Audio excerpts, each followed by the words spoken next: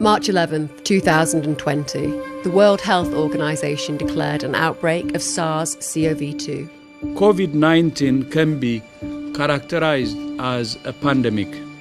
Since then, we've been locked down 4 times.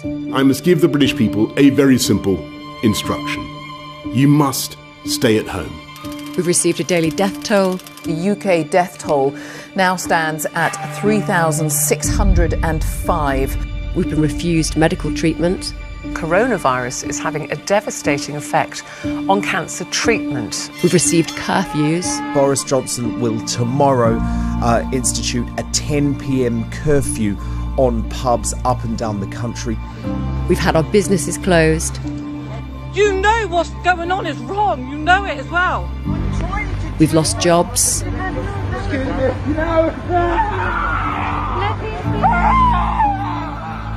We've been restricted from seeing loved ones. Hang on a minute, don't take her away. Hey, don't take her away. Don't take her away. We've not been allowed to socialise. In the months before his death, Christopher posted a series of messages on Facebook about his struggles with the lockdown. We've been forbidden to protest. Tell me what law I've broken. You cannot tell me any law that I've broken. Speak to me. We've been assaulted. Hey, look what they're doing. Look at this all right. Whoa, whoa, whoa. Oi! Oi! Oi! It's all oi!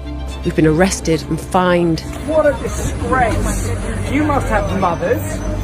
What an outrage. She was an old lady robbed of her dignity for having the courage to protest.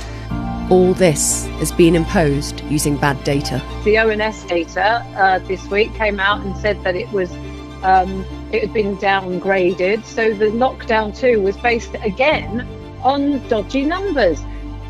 False infection rates. According to a report in this morning's Times, 30% of test results give false positive. The app will only tell you to self-isolate if you've been in close contact with somebody who's tested positive. Yeah, but they could be false positives. Well, you will have had to be in close contact with somebody for it to tell you to self-isolate. Yeah, but their test in itself might have been a false positive. And inflated mortality rates. The definition of a coronavirus death is someone who dies for any reason within 28 days of a positive test. Now they have accelerated the release of a vaccine. But will life return to normal? I mean, just simple words there, reacting it. You're quite emotional by that. Well, it's just, it's been such a tough year for so many people, and, we can get on with our lives. Or will we see a new normal? A world with harsh, tyrannical rules, governed by a centralised totalitarian state?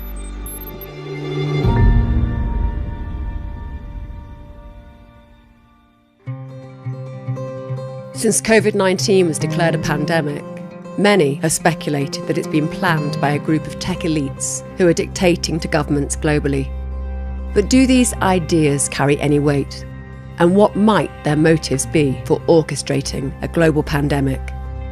To understand, we must first explore a significant shift that's been taking place in our economy, one that only a minority of people are aware of. It's called the Fourth Industrial Revolution. To date, there have been 3 industrial revolutions. The first happened in the late 1700s with the invention of the steam engine, which led to the creation of factories and a booming textile industry. In the late 1800s, the second industrial revolution was marked by mass production, as well as new industries like steel and electricity. And the third happened in the late 1900s, which saw the invention of the computer and the internet. Now, the fourth industrial revolution describes the emergence of artificial intelligence and how it integrates more with humans. Artificial intelligence, or AI, can already be seen in our daily lives, from how we check out at the supermarket to how we check in for a flight. But it's far more advanced than most people realise. In August 2020, entrepreneur Elon Musk gave a demo of his new company, Neuralink. Connected to our brains with tiny wires, this microchip is synced with AI, enabling humans to control anything from prosthetic limbs to computer games. This working proof of concept has already been fitted into people. It has the potential to completely transform the way we interact online.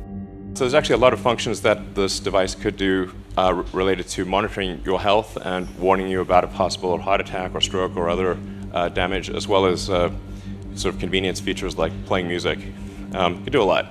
It's sort of like if your phone went at your brain or something. It's a cyborg. It's a combination. It's a combination of electronics and biology. Yeah. Things are getting more and more connected. Kai-Fu Lee is the former president of Google China and Microsoft Research China, as well as the author of New York Times bestseller, AI's Superpowers, China, Silicon Valley, and the New World Order. Kai-Fu believes that China will be the AI superpower within 5 years. For those of you who haven't been to China for the 3 years, please be careful when you go because your credit card and cash may not be accepted. China has pretty much been taken over by mobile payment. In the age of AI, if data is the new oil, then China is the new Saudi Arabia. One concern that is topical in the development of AI is the displacement of jobs. Robots are clearly replacing people's jobs. They're working 24/7. They're more efficient. So therefore, are you convinced long term that we're going to have a jobs problem in the world? Not long term, but maybe in the next 10 years, within the next 10 years. You mean it's going to happen much sooner? Much sooner. If a lot of people will find happiness without working, that would be a happy outcome. At Amazon fulfillment centers, robots transport items to humans, who then pack them to be delivered. Amazon believes that within 10 years, they will not need a single human to fulfill an order. According to the World Economic Forum, 50% of the workforce will need reskilling by 2025, and it's likely that only a fraction of these will find work, resulting in a large proportion of the workforce becoming unemployed. It's a pretty good chance we end up with a universal basic income or something like that due to automation. You know, people have time to do other things and have more complex things, more interesting things, so they're more leisure time. And then we've got to figure out how we integrate with a world in the future with advanced AI. One idea that is gaining popularity is to charge tech companies with a robot tax, which can be distributed to the unemployed as a universal basic income. I don't think the robot companies are going to be outraged that there might be a tax. It's okay. Contrary to the past, to the previous 3 revolutions, probably jobs will be faster destroyed compared to new ones being created. This is Klaus Schwab, the author of this book, The Fourth Industrial Revolution. He's also the executive chairman of the World Economic Forum, which is funded by the largest global enterprises and whose members include CEOs, heads of state, and government ministers from countries such as the UK and US. The fourth industrial revolution will impact our lives completely. It will change actually us, our own identity, and of course gives life to such policies and developments like smart traffic, smart government, smart cities. In June 2019, the UK government published details about their partnership with the World Economic Forum in a policy called Regulation for the Fourth Industrial Revolution. 1 year later, in June 2020, the World Economic Forum released this promotional video entitled The Great Reset.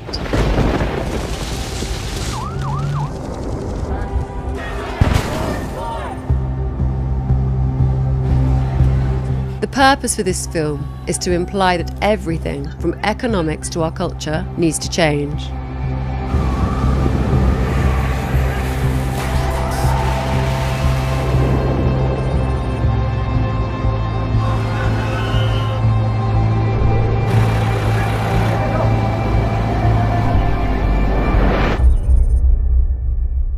After the reset, it shows images of digital technology, biological cells, populations, cash, climate change, traffic management. And this. Seem familiar?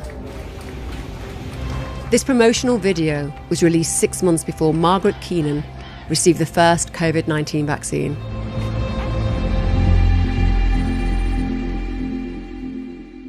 In November 2020, Time magazine published The Great Reset on their front cover.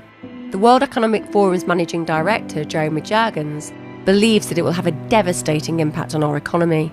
If we look at the Great Reset, we're still at the early stages of a global crisis that's going to forever transform society. When it first started, people said, okay, this is the biggest crisis to hit since 2007, 2008 financial crisis.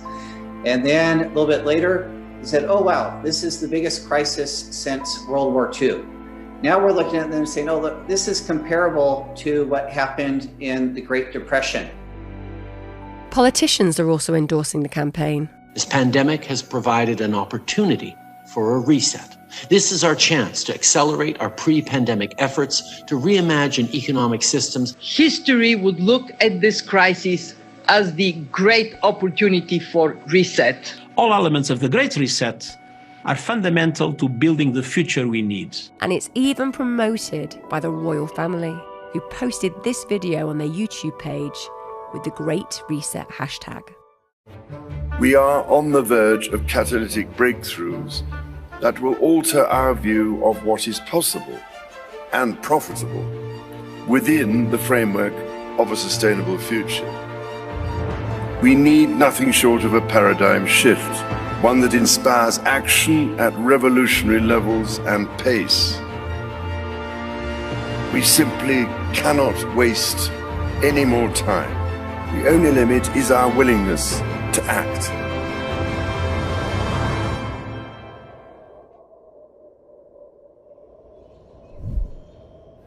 And the time to act is now.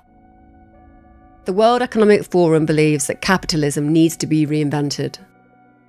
Their Build Back Better slogan has been adopted by politicians across the globe. This moment also gives us a much greater chance to be radical and to do things differently, to build back better. Because we can only build back better if we lean on one another. Over the last 2 weeks, I've shared my agenda for economic recovery. I call it Build Back Better, because we can't just build back to the way things were before. We have to do it better. And the first plank of my Build Back Better plan rejects the defeatist view that automation and globalization mean we can ensure American workers lead to a future made in America. So what does the world look like after the Great Reset? This social media post by the World Economic Forum demonstrates 8 predictions by 2030. Here are 3 of them. You'll own nothing and you'll be happy. Whatever you want, you'll rent and it'll be delivered by drone. And Western values will have been tested to the breaking point. Many of Boris Johnson's new policies fall in line with the World Economic Forum's objectives. In November 2020, his new Green Industrial Revolution plan included a ban on petrol and diesel cars by 2030. Combined with other current restrictions, such as blocking vehicle access to side roads, causing gridlock on main roads, extending the congestion zone, and introducing a pay-per-mile road tax, one might think that he's attempting to remove ownership of cars. The biggest application is the autonomous driving. This is going to replace the entire transportation that we're used to today. You will no longer buy cars. Your car is parked 96% of the time, so it's depreciating. How bad is that for an investment, right? Only 4% of the time is it getting you from place A to place B.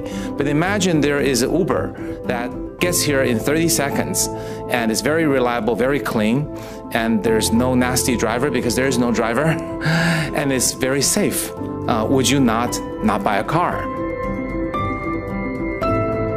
One thing about AI is it gets better with data. In 10 years after its first launch, it'll probably be so much better than people, most of us will be afraid to drive.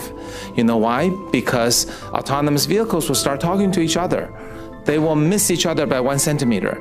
And we as humans will become our worst enemies because we're going to be the threat to our lives. The machines are going to be safe. And pretty soon after that, humans will be disallowed from driving. Suppose you're a 50-year-old truck driver and you just lost your job to a self-driving vehicle.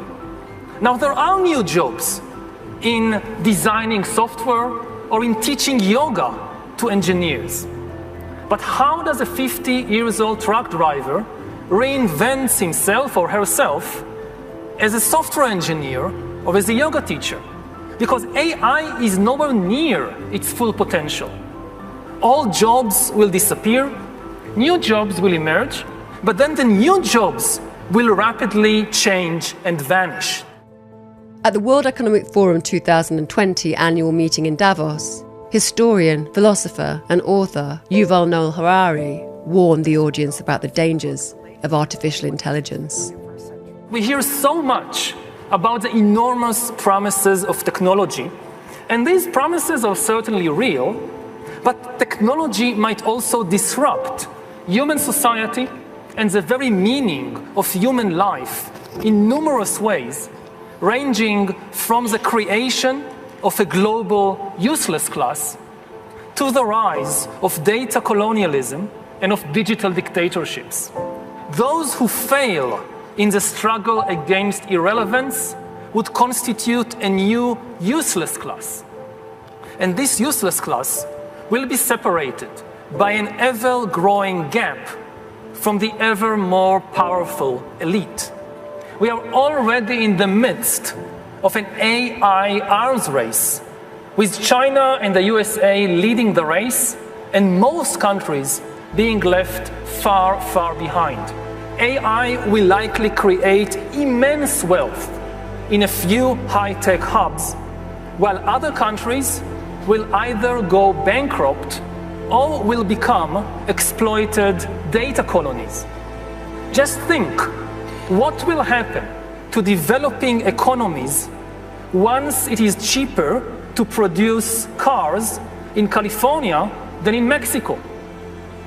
And what will happen to politics in your country in 20 years when somebody in San Francisco or in Beijing knows the entire medical and personal history of every politician and every journalist in your country, including all their sexual escapades, all their mental weaknesses, and all their corrupt dealings?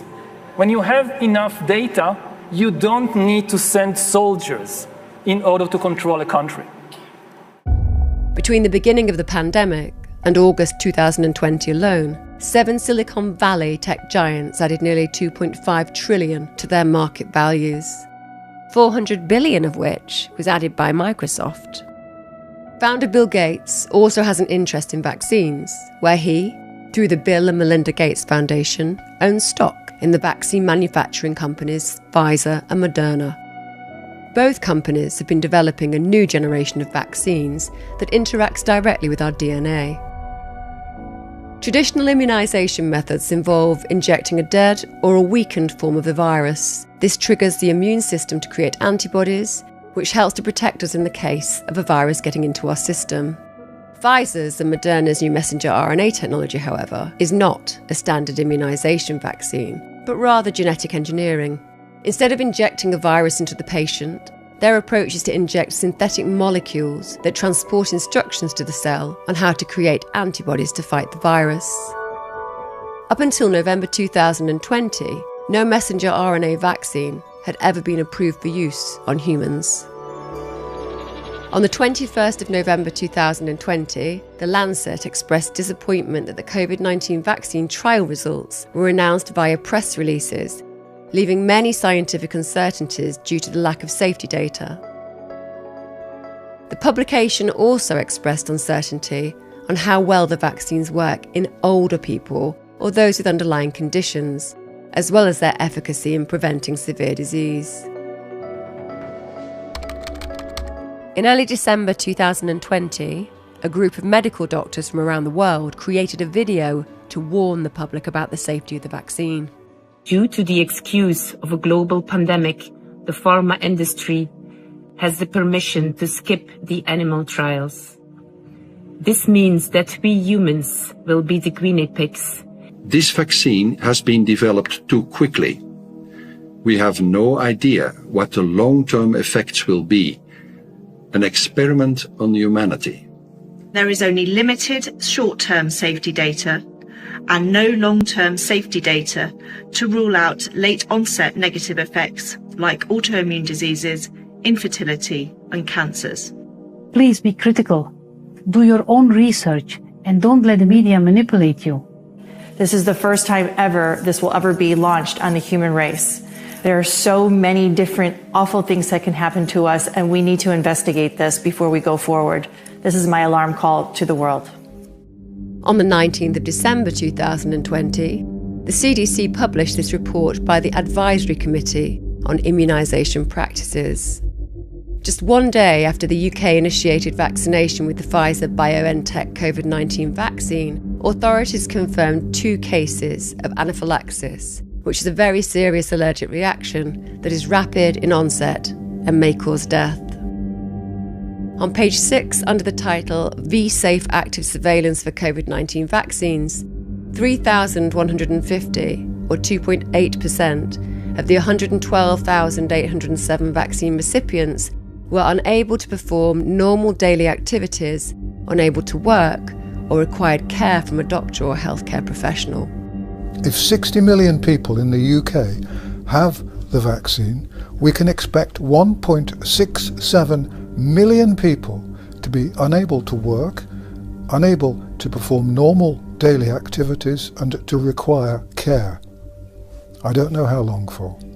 If 6 billion people worldwide have the vaccine, then the number rises to 167 million. And this, remember, is a short-term problem. We don't know what will happen in the medium and long term. The side effects for the Moderna vaccine sound concerning. We looked. After the second dose, at least 80% of participants experienced a systemic side effect, ranging from severe chills to fevers. So, are these vaccines safe? Well, the FDA, not being pressured, will look hard at that. The FDA is the gold standard of regulators, and their current guidance on this, if they stick with that, is very, very appropriate. And you know, the side effects were not super severe. That is, it didn't cause permanent health problems for the things there. Moderna did have to go with a fairly high dose, and so to get the antibodies. Some of the other vaccines are able to go with lower doses to get responses that are pretty high, including the J&J and the Pfizer. And so there's a lot of characteristics of these vaccines. It's great that we have multiple of them that are Bill, going out there. And yes, I think you know the data better than I do. government- But Bill, the data showed that everybody with a high dose had a side effect. In addition to their interest in vaccines, the Bill and Melinda Gates Foundation donates money to media organisations such as the BBC, universities that provide media representatives, and in partnership with the World Economic Forum, Event 201, which simulated a coronavirus-induced pandemic 5 months prior to the actual pandemic. On behalf of our center and our partners, the World Economic Forum and the Bill and Melinda Gates Foundation, I'd like to extend a very warm welcome to our audience here in New York. The goal of the Event 201 exercise is to illustrate the potential consequences of a pandemic and the kinds of societal and economic challenges it would pose. A new coronavirus spread silently within herds. Gradually, farmers started getting sick. Infected people got a respiratory illness with symptoms ranging from mild flu-like signs to severe pneumonia. The sickest required intensive care. Many died. Experts agree unless it is quickly controlled, it could lead to a severe pandemic, an outbreak that circles the globe and affects people everywhere. The scenario also highlights the very critical role that global business and public-private partnerships play in preparing for and responding to pandemics. By the turn of the 20th century, 90% of all US refineries were controlled by John Rockefeller, who went on to monopolise the pharmaceutical industry. He had 6 children who founded Venrock, a venture capital company which made investments in tech companies such as Apple and Intel. In 2010, the Rockefeller Foundation released a document called Scenarios for the Future of Technology and International Development, which described a pandemic scenario with the headline, "A world of tighter top-down government control and more authoritarian leadership." During the pandemic, national leaders around the world flexed their authority and imposed airtight rules and restrictions, from the mandatory wearing of face masks to body temperature checks. Citizens willingly gave up some of their sovereignty and their privacy in exchange for greater safety and stability. This heightened oversight took many forms, such as biometric IDs for all citizens. While there's no evidence to suggest that this 10-year-old document has any relation to the current pandemic, it was accurate in predicting many extreme restrictions that are being imposed on us today. Recently, in December 2020, the Rockefeller Foundation published this report. COVID-19 vaccines have arrived, with enough supply to vaccinate as many as 50 million people by the end of January. But these initial doses will do little in the short term to arrest an epidemic that is raging out of control. By the end of January, the country will likely be able to conduct more than 70 million tests each week, a number that is expected to double to 200 million by April 2021. They advised the US government students should be tested at least once a week, every week. Does advice from a large US organisation have the potential to influence UK government policy? The Health Secretary this evening announced an emergency targeted testing programme for secondary schools. We've decided to put in place an immediate plan for testing all secondary school age children in the 7 worst affected boroughs of London, in parts of Essex that border London, and parts of Kent. The test used to detect positive cases is called PCR, and it only requires very small samples to see if there's any virus present. Now, PCR doesn't tell you if what it detects is infectious. It may pick up on virus fragments from a past infection that isn't currently making you sick. Now, this means there could be false positives, so there's a positive test result, but no active infection. Let's deal with this test for infection, the PCR. I want to ask you if you think it's reliable enough. Dr. Daniels. I'm an NHS clinician, and we've got experience with these PCR tests for many, many years. And the reality is we always take the results with a little bit of a pinch of salt. You test 1,000 people, one of whom is positive, but the test will pick up 6 people if it's got a 0.5% false positive rate. That's significant if it's being used to drive policy decisions. If you're tested repeatedly, the odds become greater and greater that you will get a positive test, and it's a convenience for whoever is playing some macabre game, because I don't think it's an error anymore. But this industrial scale PCR test, they don't release even the basic information about it, like the false positive rate. It's unbelievable that public health people who do know better, I've spoken to some people in it, and they're embarrassed. They're not even being allowed to characterize and publish the information you would need to know to work out how useful the test is. That's not being done. It's full steam ahead. With the PCR test providing a high rate of false positives, is their intention to boost infection rates in order to justify more lockdowns? In the early 90s, disease mongering was a strategy coined by pharmaceutical companies for creating a disease and scaring people, then offering a pre-planned drug. If today's most powerful people wanted to accelerate the shift towards the 4th Industrial Revolution by removing jobs and reinventing capitalism, this problem reaction solution strategy would be effective in achieving it. 1. Create a problem. Release a coronavirus and declare a global pandemic. The coronavirus outbreak has been declared a pandemic. 2. Create a reaction. Ramp up fear with a propaganda campaign and destroy the economy by forcing businesses to close. We are collectively telling cafes, pubs, bars and restaurants to close tonight as soon as they reasonably can and not to open tomorrow. 3. Create a solution. Provide the mass unemployed with a universal basic income credited onto the Rockefeller and Microsoft-backed digital IDs that are implanted into our hands. You can create a digital ID today. It's a natural evolution of the way that we're going to use technology in any event to transact daily life. And this COVID crisis gives an additional reason for doing that. Coerce us into taking tech-based vaccines and staying at home, and require us to reside within smart cities with totalitarian-like surveillance. Well, let's see how long it takes you to find me.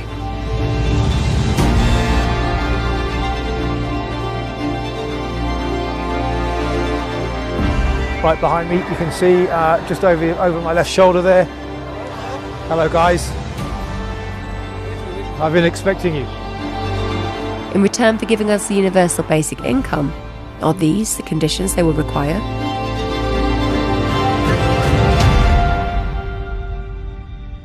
Smart cities will pullulate with sensors, all joined together by the Internet of Things, and the urban environment is as antiseptic as a Zurich pharmacy. But this technology could also be used to keep every citizen under round-the-clock surveillance. A future Alexa will pretend to take orders, but this Alexa will be watching you, clucking her tongue and stamping her foot. In future, voice connectivity will be in every room and almost every object. Your mattress will monitor your nightmares, your fridge will beep for more cheese, your front door will sweep wide the moment you approach like some silent butler. Your smart meter will go hustling of its own accord for the cheapest electricity, and every one of them minutely transcribing your every habit in tiny electronic shorthand, stored not in their chips or in their innards, nowhere you can find it, but in some great cloud of data that lowers ever more oppressively over the human race. AI. What will it mean? Helpful robots washing and caring for an aging population, or pink-eyed terminators sent back from the future to cull the human race? If this pandemic was planned, why would now be the perfect time to activate it? The answer could be 5G. It's 100 times faster than 4G, and it's now ready to be rolled out. This upgrade in performance is essential for digitising society, connecting humanity more closely with the Internet of Things and artificial intelligence. They haven't done a very good job about protecting public health, but they've done a very good job at using the quarantine to bring 5G into all of our communities and to begin the process of shifting us all to a digital currency, which is the beginning of slavery. Because if they control your bank account, they control your behavior. And we all see these advertisements saying 5G is coming to your community. It's going to make all of your lives so much better. And it's very convincing, I have to say. This is a game changer. Because I look at those ads and I think, that's great. I can hardly wait till it gets here. Because I'm going to be able to download a video game in 6 seconds instead of 16 seconds. And is that why they're spending $5 trillion on 5G? No. The reason is for surveillance and data harvesting. It's not for you and me, it's for Bill Gates, it's for Zuckerberg, and it's for Bezos and all of the other billionaires. Bill Gates says that his satellite fleet will be able to look at every square inch of the planet 24 hours a day. But that's only the beginning. He also will be able to follow you on all of your smart devices through biometric facial recognition, through your GPS. You think that Alexa is working for you. She isn't working for you, she's working for Bill Gates, spying on you. And the pandemic is a crisis of convenience for the elites who are dictating these policies. It gives them the ability to obliterate the middle class, to destroy the institutions of democracy, to shift all of our wealth from all of us to a handful of billionaires to make themselves rich by impoverishing the rest of us. If you know enough biology and you have enough computing power and data, you can hack my body and my brain and my life. A system that understands us better than we understand ourselves can predict our feelings and decisions, can manipulate our feelings and decisions, and can ultimately make decisions for us. Now, in the past, many tyrants and governments wanted to do it, but nobody understood biology well enough, and nobody had enough computing power and data to hack millions of people. Neither the Gestapo nor the KGB could do it. But soon, at least some corporations and governments will be able to systematically hack all the people. We humans should get used to the idea that we are no longer mysterious souls. We are now hackable animals. The power to hack human beings can, of course, be used for good purposes, like providing much better healthcare. But if this power falls into the hands of a 21st century Stalin, the result will be the worst totalitarian regime in human history, and we already have a number of applicants for the job.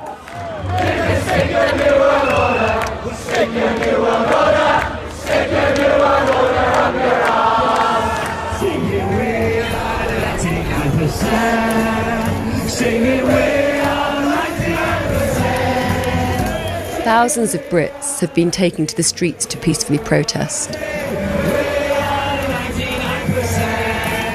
I'm a chef and the hospitality trade is in ruins with the policies that are being put in place, and I was made redundant on the 3rd of July and I've not been able to find work since. A couple more months and I won't be able to afford my rent. But as with all other COVID-related protests, this one was terminated early when the riot police aggressively intervened.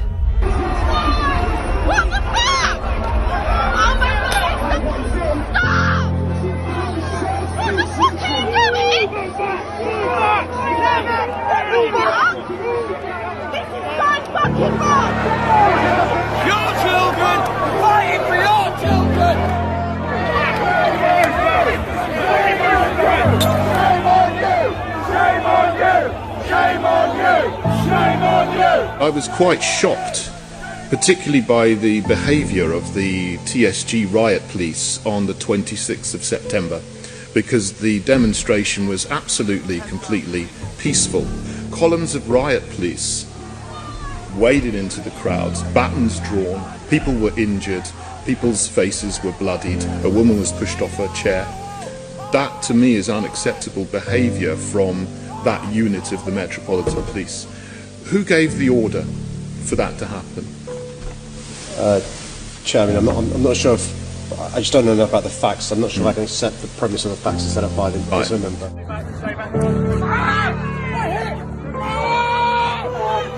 Images of police brutality and unlawful arrests against people who are defending their human rights are also being shared around the world. The French capital, once again the scene of clashes between police and demonstrators.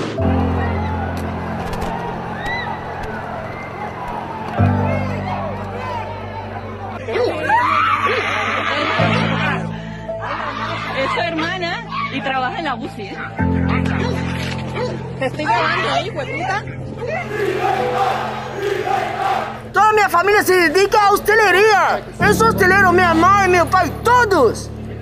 Sabe o que fazemos agora? Um caldo de merda com uma pastilha de creme. Não tinha para manjar. Nada. Nada.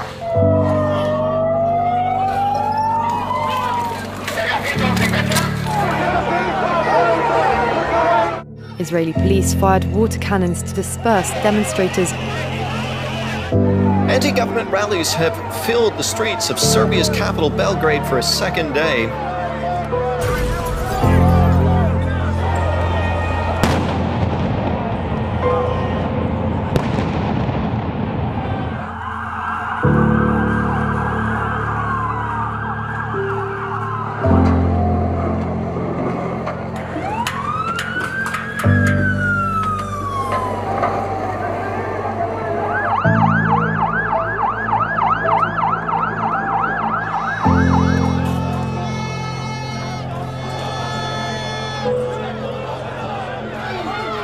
Police made 74 arrests and handed out 176 fines as protesters assembled for a second day in a row. I'm so scared, it's ruining our business. The testing is a sham. It's decimating our whole economy. Why should I rest? You got a baby.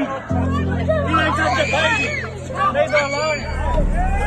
Ellos sollen das.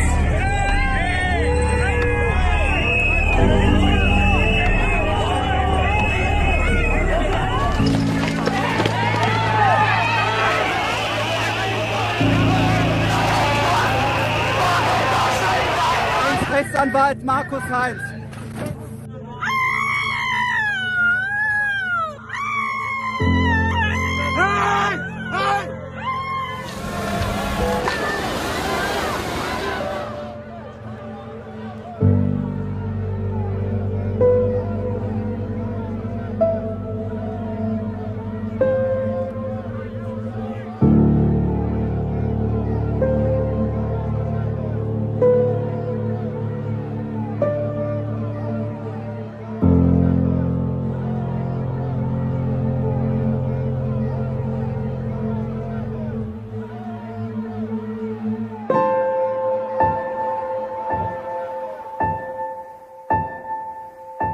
I've been in law enforcement for 10 years. I've seen officers nationwide enforcing tyrannical orders against the people. Because every time I turn on the television, every time I look to the internet, I'm seeing people arrested or cited for going to church, for traveling on the roadways, for going surfing, opening their businesses, and arrest them and charge them with what? With a crime? I don't know what crime people are committing. We need to start looking at ourselves as officers and thinking, is what I'm doing right? Now, I want to remind you that regardless of where you stand on the coronavirus, we don't have the authority to do those things to people just because a mayor or a governor tells you otherwise. We don't get to violate people's constitutional rights because somebody in our chain of command tells us otherwise.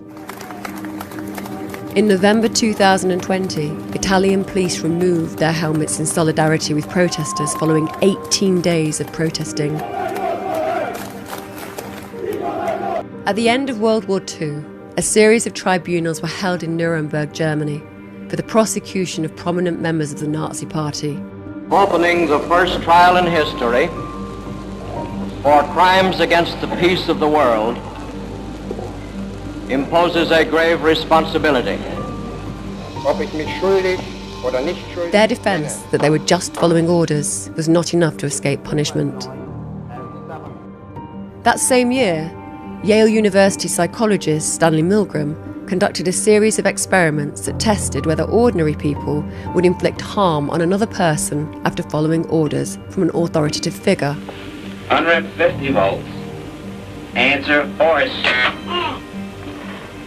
Experiment, that's all. Get me out of here. Get me out of here, please. Continue, please. Go right on. I refuse to go in. Let me out. The experiment requires you continue, teacher. Please continue. Participants didn't know that the learner was really an actor and the so-called shocks harmless. You're gonna get a shock. 180 volts. Alarmingly, the results suggested that any human was capable of this, due to feeling disconnected from their actions when they comply with orders. Following the trials, the Nuremberg Code was created to protect people's human rights. They include: voluntary consent is essential. Human experiments should be based on previous animal experimentation. and experiments should be conducted by avoiding suffering and injury. With the current rollout of the COVID-19 vaccination programme, we now see these fundamental human rights being violated again. We and others in the post-war consensus led to an international law that says that no medical procedure may be performed on a human being without their informed consent, and they must benefit from it. Your government doesn't have the right to override that law. So if people are saying you've got to, otherwise you can't go shopping, or you can't go to work or travel, take them to court. It's absolutely illegal, and no one should stand for it. 75 years ago, Hermann Goering testified at the Nuremberg trials, and he was asked, how did you make the German people go along with all this? And he said, it's an easy thing. It's not anything to do with Nazism. It has to do with human nature. The only thing a government needs to make people into slaves is fear. And if you can figure out something to make them scared, you can get them to do anything that you want. Governments love pandemics. They love pandemics for the same reason they love war, because it gives them the ability to impose controls on the population that the population would otherwise never accept. And we're telling them today, you are not going to take away our freedoms, you are not going to poison our children. We are going to demand our democracy back. Thank you all very much for fighting. You know, 75 years ago, we had millions of men, 18-year-old boys, 19-year-old men, 20-year-old men, 23-year-old men, going out, fighting for king and country, for queen and country, fighting for liberties. These were brave, courageous young men. They were shitting themselves the night before they went to war. They were terrified, but they did it. And we now, today, us liberal intellectual men, we're too afraid to go on the street, to tear off a fucking mask off our face. Excuse my language. This is the only time it is relevant to use bad language. We have got to step out of the indentureship, the enslavement, because it is not going to just remove itself. There is no rescue mission. There is no cavalry coming to rescue us. This is going to get a lot worse.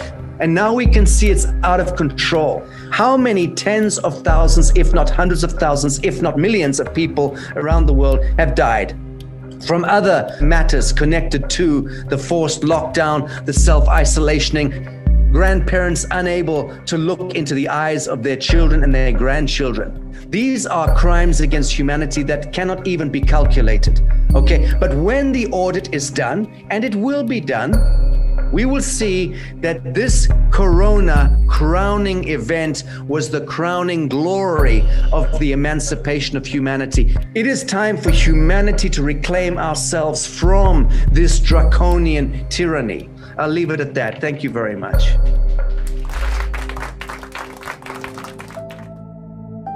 So, do you believe that receiving the vaccine will enable our lives to return back to normal? You're quite emotional by that. Well, it's just, it's been such a tough year for so many people. You know, we can get on with our lives. Or will we see a new normal? A world with harsh, tyrannical rules, governed by a centralised totalitarian state.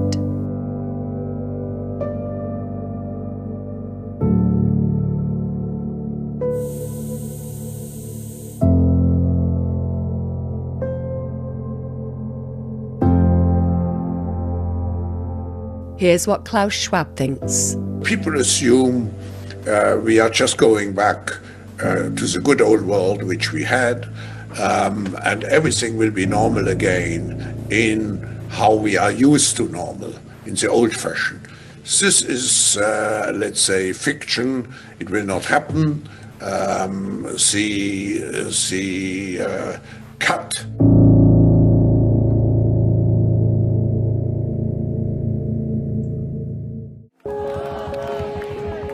There is an incredible movement beginning to take form here in Spain. A group of police officers have come together to start an organization called Policías por la Libertad, Police for Freedom. And now We are marching together with them, standing up for our human rights and constitutional liberties.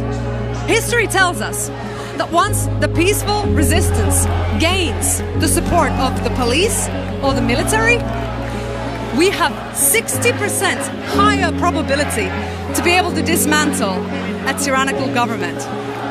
And this is what is taking place right now.